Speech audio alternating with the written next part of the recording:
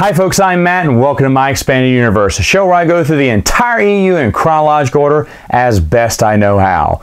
Well, today we're going to go over a few more short stories that happened during Empire Strikes Back. And the first one we're going to go through is Luke Skywalker and the Treasure of the Dragon Snakes. This is written by Tom Taylor.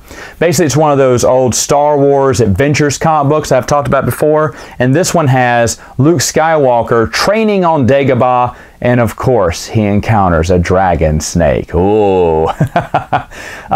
These books, just like all the Star Wars adventures, are fun. Kind of wish we'd have seen this in Empire Strikes Back, him battling a dragon snake. That'd have been cool.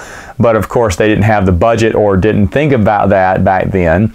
Overall, it's a fine story. It is dismissible, though you don't have to read it at all because it's just one little one-off adventure that happened with him during while he was training on Dagobah. The next three short stories I want to talk about are from Star Wars Tales comic book series.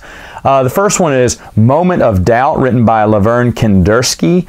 It was in Star Wars Tales number 4, and basically Arwen Tark, who is a bounty hunter, is called in to Vader. Remember, like the other bounty hunter, Norris, was called in? I guess Vader sent the big call out to tons of bounty hunters, but only these few showed up. Now, this guy, Arwen, did show up.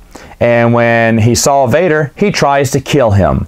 You're like, wait, what? That's because maybe it's not that bounty hunter. Maybe it's someone posing as the bounty hunter. Maybe Vader killed his family. I don't know. Basically just a short tale of revenge. Now, it was fine. I have no problem with that. That these little adventures happened while the bounty hunters were all coming in. I'm sure maybe some fights broke out, maybe Vader had to, lay the law down. So it makes sense that, a bounty hunter may, use this moment, or someone may use this moment to slip past security and attack Vader. Now, is attacking Vader ever a good idea? No, not unless you're Luke Skywalker. No one else but him is walking away alive from that one. But anyway, it is a decent idea for a short story comic book, and it is very short, but enjoyable. The next one is from Star Wars Tales number 15. It's called Slippery Slope, and it's written by Scott Lobel. And basically, bounty hunter Milky, or whatever, is actually a bounty hunter, comes down to Dagobah, and he's going to try to capture Luke Skywalker and get that Imperial bounty.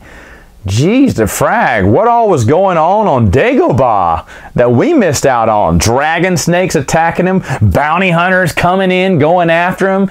So it looks like Yoda just put Luke through the ringer there. There's a ton of things going down on Dagobah that we missed out in the movie. Now, of course, the authors thought, hey, you know what? I can squeeze in a little training session here. I can squeeze in a little mini adventure in Dagobah, because we're still to this day not really sure how many. I mean, we're assuming a few months took place in between Empire, but that means Han Solo drove really, really slow to Cloud City. So it's kind of hard to tell how much time actually went by. So if we are going for, like, let's just say a month, yeah, it's very conceivable that all these things would have happened as well. So again, neat idea for a story, not necessary to read, but not bad either. The last one is from Star Wars Tales number 6. It's called Thank the Maker. It's written by Ryder Wenham. In this one, Vader reminisces on building C-3PO for the first time with Kitster. It's basically, and that cover looks so awesome, right? That Hamlet cover where he's holding the head of C-3PO and pondering. I remember seeing that cover from Star Wars Tales and going, oh, that looks awesome. And I'll be honest, Ryder Wenham's story is one of the best from Star Wars Tales. It is so good. Of course, it ties in Episode 1 to Episode 4 or 5 with, C-3PO has been blasted on Cloud City and he's in pieces. They don't know that Vader or the Empire are there yet. They're kind of hiding out, see if Luke Skywalker is going to show up. But he's looking at the C-3PO unit and he recalls back to, hey, I remember building one a long time ago, and is this the one? It's a nice moment. It's a great idea. It's a fantastic cover, if I haven't already said that 3 times already. and Ryder Wenham's story is really good. This is one that I do think you should read just because it's just so good. All three of these stories, I'll be honest, for Star Wars Tales are, I guess, pluses for me. A lot of times I didn't care about the Star Wars Tales comic book, but these three are all right, but Ryder Wenham's is, it's excellent. I really love it. All right, folks, that's all the time I have for now. See you next time with another video.